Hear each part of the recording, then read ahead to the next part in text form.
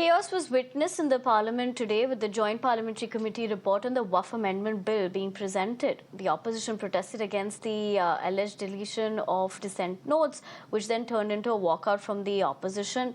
However, despite all of this, Rajya Sabha leaders still seek the suspension of the three MPs, namely Islam Nadeeb ul Haq and Mohammad Abdullah. Now, amid the uproar, Home Minister Amit Shah promised that the dissent notes would be included in the final report. The Waqf report is now being sent to the Cabinet for fresh approval, which will have amendments that have been approved.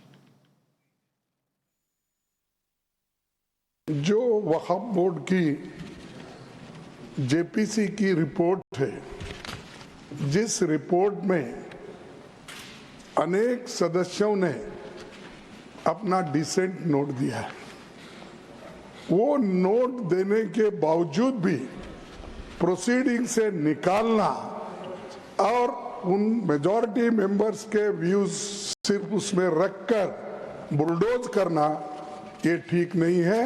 ये condemnable है और anti democratic है, anti procedure है और ऐसे फर्जी report को हम कभी नहीं मानेंगे, सदन कभी नहीं मानेगा। वो रिपोर्ट में डिसेंट्स व्यूज नहीं है तो उसको वापस भेजिए, निकाल दीजिए और उसके बाद में फिर एक बार, दो बार और एक बार आप पुनर्विचार करके उस सभी डिसेंट व्यूज को डाल के आप पेश कीजिए। माननीय अध्यक्ष जी, विपक्ष के कुछ सदस्यों ने आपत्ति जताई है कि इनके जो विमत है, डिस्प्यूट्स है, इनको पूरी तरह से नहीं रखा गया है। मैं मेरी पार्टी की ओर से आपको विनती करना चाहता हूं कि विपक्ष के जो डिस्प्यूट्स हैं, एक सिरनीर कर आप संसदीय कार्यप्रणालिका के उपयुक्त रूप में जो जोड़ना है वो जोड़े, इसमें मेरी पार्टी को कोई आपत्ति नहीं। There can be differences in the opinion within the JPC. So there are basically two opinions. One is those who are in the government, they might have separate opinion than those who are in opposition.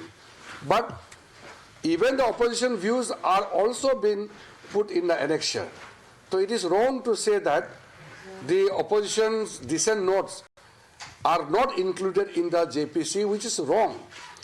Every view, whether those who are considered by majority or those who are rejected by the majority, all reports are included in the JPC report, which was tabled in Rajya Sabha today and which would be tabled in Lok Sabha.